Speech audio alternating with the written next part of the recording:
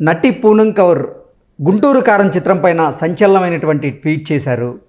మహేష్ బాబు హీరోగా త్రివిక్రమ్ శ్రీనివాస్ దర్శకత్వంలో తెరకెక్కుతున్నటువంటి గుంటూరు కారం చిత్రం కాపీ అని కీర్తి కిరీటాలు అనేటువంటి ఒక నావెల్ని ఇప్పుడు గుంటూరు కారం చిత్రంగా రూపొందించబోతున్నారు త్రివిక్రమ్ అంటూ కూడా ఆవిడ సంచలనమైనటువంటి ట్వీట్ చేశారు. ఈ అంశానికి సంబంధించి మనతో మాట్లాడేందుకు ప్రముఖ సినీ క్రిటిక్ దాసరి విజ్ఞాన్ మనతో ఉన్నారు. ఆయనతో మాట్లాడదాం. విజ్ఞాన్ గారు హాయ్ అండి. నమస్తే అండి. విజ్ఞాన్ గారు, మహేష్ బాబు హీరోగా త్రివిక్రమ్ శ్రీనివాస్ దర్శకత్వంలో తెరకెక్కుతున్న చిత్రమే గుంటూరు కారం.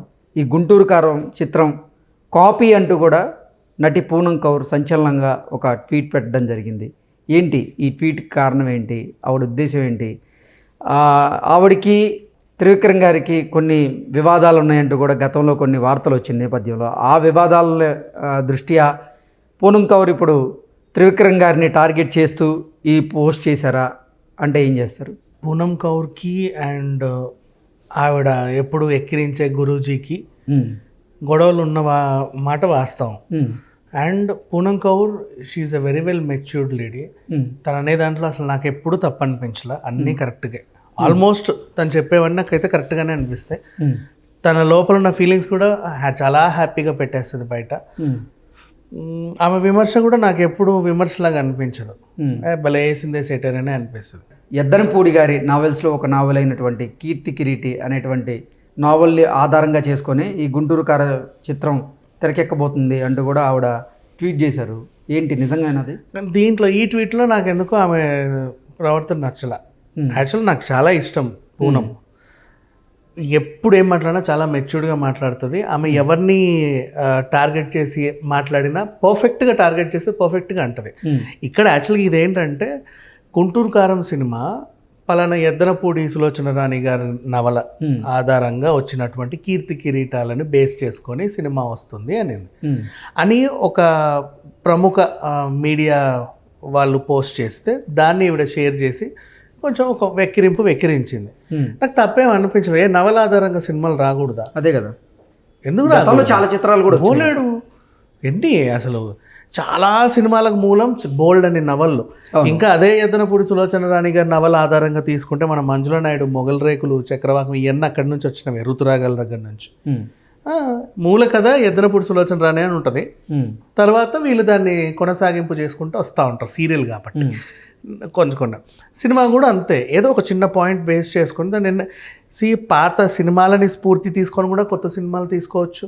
అంటే నావెల్ ఆధారంగా తెరకెక్కుతున్న చిత్రం కాబట్టి ఇప్పుడు గుంటూరు కారం కాపీ అనేటువంటి ముద్రను ఎదుర్కోబోతుందా? ఇటువంటి వారి ఉండదు. దేని ఎంటర్టైన్మెంట్ దాని. ఇంకా చెప్పనా, మొన్న మనం సప్త సముద్రాలు దాటి అనే సినిమా చూసాం, సైడ్ ఏ సైడ్ బి. ఏది మన చార్లీ 777 హీరో, సప్త సముద్రాలు దాటి అని. అది మన తెలుగులో ఒక అట్టర్ ఫ్లాప్ సినిమాకి డిట్టో రీమేక్. అది షాక్, రవితేజ గారి షాక్, రామ్ గోపాల్ వర్మ నిర్మాణంలో, హరీష్ శంకర్ డైరెక్షన్, జ్యోతిక. షాక్ సినిమాని యాజ్ ఇట్ ఈజ్గా దించేసాడు. సప్త సముద్రాలు దాటి ఈ సినిమా హిట్ అయింది మళ్ళీ. అప్పుడు మన షాక్ను ఎవరు చూడాల. అదొక వింత. కొన్నిసార్లు ఇట్లాంటివి అవుతూ ఉంటాయి. ఇంకా చెప్పాలి అంటే కాంతారా, ద సూపర్ హిట్ సినిమా కాంతారా, పింగారా అనే అదే తులు లాంగ్వేజ్ చెందినటువంటి సినిమా. అఫ్కోర్స్ దానికి నేషనల్ అవార్డు కూడా వచ్చింది. ఇంకా వాళ్ళు ఒరిజినల్గా వాళ్ళ రైట్స్ కోసం పోరాడారు, వాళ్ళ సమస్యలను అందులో ప్రొజెక్ట్ చేసి పెట్టారు. అఫ్కోర్స్ ఇంటర్నేషనల్ అవార్డు వచ్చింది, బాగానే ఉంది. కానీ ఎవరికి తెలియదు తులు లాంగ్వేజ్ సినిమా అని. వీళ్ళు కాంతారాతో పెద్ద హిట్, చాలా పెద్ద హిట్. అఫ్కోర్స్ కాంతారా వల్ల వాళ్ళకి జరిగిన ప్లస్ ఏంటంటే వాళ్ళ సమస్యలు పింగారా ఎప్పుడైతే బయట పెట్టిందో అప్పుడు గుర్తించలేదు, కానీ కాంతారా ద్వారా మళ్ళీ గుర్తించి వాళ్ళందరికీ 2000 పెన్షన్ ఇచ్చింది ప్రభుత్వం. మంచిగా జరిగింది, తప్పేం లేదు. As it is ditto copies చాలా ఉంటాయి. ఇంకా అదే కాంతారాలో ఆ నవరస సాంగ్ అయితే డిట్టో దించి పడేశారు మన వరాహ రూపం. అవుతాయి కాపీలు, అంటే వాళ్ళు సీరియస్గా తీసుకుంటే కనుక ఏమన్నా వేసుకోవచ్చు. కానీ ఇప్పుడు ఇది అసలు నావల్ ఆధారంగా, అదే కీర్తి కిరీటాల ఆధారంగా తెరకెక్కుతున్న చిత్రమేనా, లేదంటే అసలు అది డిఫరెంట్ ఫిల్మ్? అది ఒకవేళ ఇన్ కేసు నవలాధారితంగా నిర్మించినా కూడా తప్పేంటి అంటున్నా. వీళ్ళ ట్రీట్మెంట్ డిఫరెంట్గా ఉండొచ్చు కదా. ప్రతి సినిమాలు నార్మల్గా లవ్ స్టోరీస్ ఒక 100 తీసుకుంటే ఒకటే లైన్ ఉంటుంది, అమ్మాయి అబ్బాయి ప్రేమించుకోవడం, పెద్దలకి ఇష్టం ఉండదు, వీళ్ళు పారిపోయి పెళ్ళి, తర్వాత ఎప్పుడో అన్ని కష్టాలు ఎదుర్కొని పేరెంట్స్ని కన్విన్స్ చేసి అంటే కథకు సంబంధించినటువంటి మూలాలు కనెక్ట్ అవుతూ ఉంటాయి అంతే. ఒక్కొక్క దానికి ఒక్కొక్క హారర్ కామెడీ తీసుకో, హారరే తీసుకో, గుంపు గుంపు పోతుంది, ఒక మంద అడవిలోకి వెళ్తుంది, అక్కడ వీళ్ళ కోసమే కట్టినట్టు ఒక కొంపు ఉంటుంది, అసలు అడవిలో కొంపలే ఉండవు, వీళ్ళ కోసమే కట్టినట్టు ఒక కొంపు ఉంటుంది, వీళ్ళు అందులోకి వెళ్ళడం, బస చేయడం, దయ్యాలు పీకు తీయడం, అంతే కదా, వీళ్ళు భయపడి చావడం. ప్రతి సినిమా ఇంతే, ఎక్కడైనా పెద్దగా ఏం ఉండవు. కాకపోతే సమ్ టైమ్స్ కొత్తదనంతో కొన్ని కథలు వస్తూ ఉంటాయి. లైక్ ఇప్పుడు చిన్న ఉప్పెన ఉంది, అది చాలా సాహసం అని చెప్పాలి, అట్లాంటి కథ. అంటే చిన్న పాయింట్ బేస్ పెద్ద సినిమాలు అల్లుకుంటూ వస్తారు. ఇట్లా కొత్తదనంతో కూడిన సినిమాలు కూడా వస్తాయి. ఇప్పుడు గుంటూరు కారం నిజంగా నవలాధారితమైన సినిమాయే అనుకుందాం, తప్పేంటి అంటున్నా. పూనం కౌర్ సరే ఆవిడేదో సెటైర్ వేసిందిలే, అఫ్కోర్స్ పూనం సెటైర్ వేసిందంటే దాంట్లో మీనింగ్ ఉంటుంది, నాకు తెలుసు. బట్ ఇది మాత్రం నాకు కొంచెం నచ్చల. అంటే రీజన్ నవలే కాదు, కొరియన్ డ్రామాలు కానీ ఇంగ్లీష్ డ్రామా ఎక్కడి నుంచైనా బేస్ పాయింట్ తీసుకోవచ్చు. ఇంకా మహా చెప్పాలంటే మన అవతార్ సినిమా ఉందా, హాలీవుడ్ అవతార్, మన రామాయణాన్ని బేస్ చేసుకొని తీసుకున్నారు వాళ్ళు. అండ్ అది పంచభూతాలు, ఫైర్, భూమి, ఆకాశం, నీరు, అట్లా వెళ్తుంది 5 parts. ఎక్కడి నుంచి ఎవరైనా ఏ మూలం నుంచి అని, ఇంకా మన బాహుబలి మహాభారత మూలాల నుంచి తీసుకుని కథల్లుకున్నారు. అవును, అంతే, తప్పేమీ లేదు. ఇంకా చెప్పండి, ఇప్పుడు కాన్సార్ నిజంగా ఉందా నగరం, ఒక సృష్టి, సలార్లో కాన్సార్ నగరాన్ని సృష్టించలా. కాపీలు చేయొచ్చు, వాళ్ళు కొత్తదనాన్ని ఏదో ఒకటి క్రియేట్ చేసి దాంట్లో ఏదో ఎలివేషన్ ఇస్తాడు.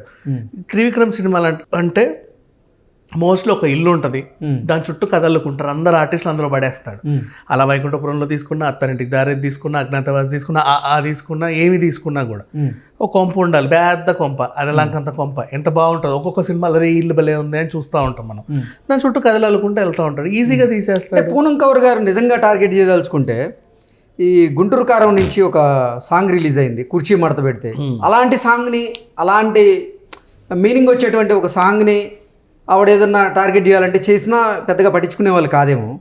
కానీ అంటే త్రివిక్రమ్ గారి మీద కోపంతోనా, లేకపోతే ఆయనతో ఉన్న విభేదాల వల్ల ఆవిడ ఈ సినిమాని టార్గెట్ చేస్తుందా, లేకపోతే నిజంగా కాపీ అని ఫీల్ అయ్యి చేస్తుందా? అంటే యాక్చువల్ ఆ ప్రధాన పత్రిక ఎవరైతే రాశారో ఇది పలానా కీర్తి కిరీటాలు అని, అది ఎంతమందికి రీచ్ అవుతుందో, నాకు ఈయన మీద కొంచెం పగ ఉంది కదా, నేను కూడా దీన్ని షేర్ చేస్తే ఇంకా 10 మందికి తెలుస్తుంది అనే ఒక ఇంటెన్షన్తోనే చేసింది. అఫ్ కోర్స్ తన ఇన్ఫ్లుయెన్సెస్ అందరు చూసారు. ఇప్పుడు మనం కూడా మాట్లాడుకుంటున్నాం అంటే పూనం కౌర్ చేసి మనం చూసాం కదా. సో అట్లా ఇంకా ఎక్కువ మందికి రీచ్ అయ్యి ఇది కాపీ అని అందరికీ తెలియాలి అని చెప్పేసి తన వంతు ఏదో మిగతా హనుమాన్కి, అంటే ఇది ప్రముఖ వెబ్సైట్ తెర మీదకి తీసుకొచ్చినప్పటికి కూడా ఆవిడ ఉద్దేశం కూడా ఇదే అంటారా, కాపీ అనే భావిస్తుంది ఆవిడ ఉద్దేశం అదే యాక్చువల్. అందుకే సెటైర్ వేసింది, చేస్తారు అన్నీ చేస్తారు, మీరు చేయండి ఏముంది అన్నట్టుగా సెటైర్ వేసింది. సో అట్లా ఆమె లోపల ఉన్న పగనే బయట పెట్టింది. బట్ ఒరిజినల్గా అయితే సినిమా కాపీ అయితే నష్టమేం లేదు. వీళ్ళది కాపీ అని బయటకు ప్రొజెక్ట్ చేసి ఆయన్ని బ్యాడ్ చేద్దాం అనుకుంటున్నారు. అఫ్ కోర్స్ తన టార్గెట్ అదే.